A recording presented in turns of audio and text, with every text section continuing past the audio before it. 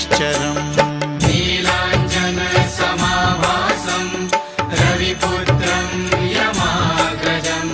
छायामार्तण्डसम्भुतं तं नमामि शनैश्चरम् नीलाञ्जनसमाभासं रविपुत्रं यमाग्रजं छायामार्तण्डसम्भूतं तं नमामि शनैश्चरम्